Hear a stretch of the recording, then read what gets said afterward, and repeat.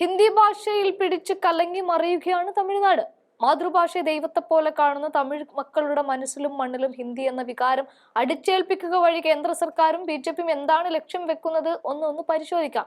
ഇക്കഴിഞ്ഞ ഫെബ്രുവരി 15-നാണ് കേന്ദ്ര വിദ്യാഭ്യാസ മന്ത്രി ധർമ്മേന്ദ്ര പ്രധാൻ 2020-ലെ ദേശീയ പാഠ്യക്രമം നടപ്പിലാക്കിയില്ലെങ്കിൽ തമിഴ്നാടിന് സമഗ്ര ശിക്ഷാ പദ്ധതിക്ക് കീഴിലുള്ള കേന്ദ്ര ഫണ്ട് ലഭിക്കുകയില്ല എന്ന് പ്രഖ്യാപിക്കുന്നത്. സമഗ്ര ശിക്ഷാ അഭിയാൻ പദ്ധതി പ്രകാരം 2152 കോടി രൂപ കേന്ദ്ര സർക്കാർ തമിഴ്നാടിന് കൊടുക്കുന്നുണ്ട്. അത് ദീർഘമായി തമിഴ്നാട് ആവശ്യപ്പെടുന്ന കാര്യമാണ്. അത് വീണ്ടും ആവശ്യപ്പെട്ടപ്പോഴാണ് ഇത് നടപ്പിലാക്കണമെന്ന ആവശ്യമായി ധർമ്മേന്ദ്ര പ്രധാൻ രംഗത്തെത്തിയിരിക്കുന്നത്. എന്നാൽ NEP-യുടെ ത്രിഭാഷാ രീതി അംഗീകരിക്കില്ലെന്നും ദ്വിഭാഷാ രീതി തന്നെ മതിയെന്നുമാണ് തമിഴ്നാടിന്റെ നിലപാട്. കേന്ദ്ര ഫണ്ടിന് വേണ്ടി തമിഴ്നാട് BJP സർക്കാരിന്റെ ത്രിഭാഷാ പദ്ധതിക്ക് മുന്നിൽ മുട്ടുകുത്തുന്നില്ലെന്ന് മുഖ്യമന്ത്രി MK സ്റ്റാലിൻ പ്രഖ്യാപിച്ചിരിക്കുകയാണ്.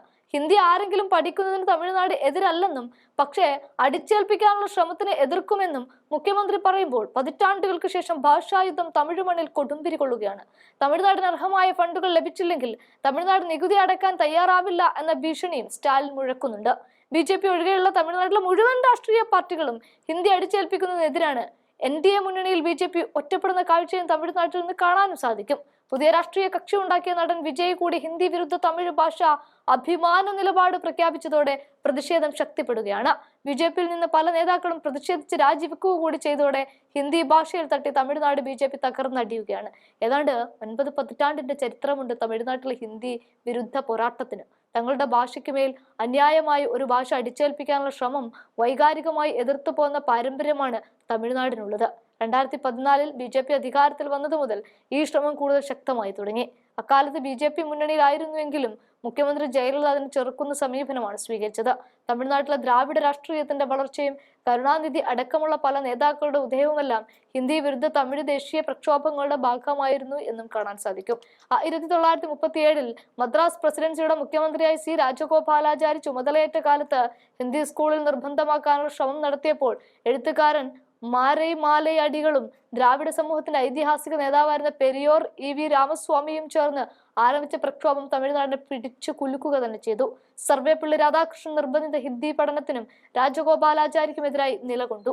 1271 പേർ ജയിലിലായ ആ സമരത്തിനൊടുവിൽ ഗവർണർ ലോർഡ് എർക്കൈൻ ഉത്തരവ് പിൻവലിക്കുകയാണുണ്ടായത്. 1963 ഔദ്യോഗിക ഭാഷാ നിയമപ്രകാരം ഹിന്ദിയെ ഏക ഔദ്യോഗിക ഭാഷയായി പ്രഖ്യാപിച്ചതിനെ തുടർന്നാണ് മൂന്നാം ഹിന്ദി വിരുദ്ധ പോരാട്ടം ആരംഭിക്കുന്നത്. 1 വർഷത്തിലേറെ നീണ്ടുനിന്ന പ്രക്ഷോഭത്തിന്റെ ഭാഗമായി 1/2 ഡസനിലേറെ മനുഷ്യർ തീകൊളുത്തി തമിഴ് മണ്ണിൽ ആത്മഹത്യ ചെയ്തിട്ടുണ്ട്. 2 പോലീസുകാരടക്കം 60 പേരെങ്കിലും ആ സമരത്തിന്റെ ഭാഗമായി മരിച്ചിട്ടുണ്ട് എന്നാണ് കണക്ക്. NEP-യെ ഇപ്പോൾ തമിഴ്നാട് എതിർക്കുന്നത് പ്രധാനമായും ഭാഷാ നയത്തെ അടിസ്ഥാനമാക്കിയാണ്. 2020-ൽ NEP വരുന്ന കാലത്തോ അന്ന് NDA സർക്കാരിനെ പിന്തുണച്ചിരുന്നു എങ്കിലും ADMK സർക്കാർ ഈ നയം സ്വീകരിക്കാനാവില്ല എന്ന് വ്യക്തമാക്കിയിരുന്നു. NEP പ്രകാരം മൂന്നാം ഭാഷ ഏത് ഇന്ത്യൻ ഭാഷയുമാകാമെന്നുണ്ടെങ്കിലും ഇത് പിൻവാതിലിലൂടെ ഹിന്ദിയെ അകത്ത് കയറ്റാനുള്ള നീക്കമാണ് എന്നാണ് തമിഴ്നാടിന്റെ പക്ഷം.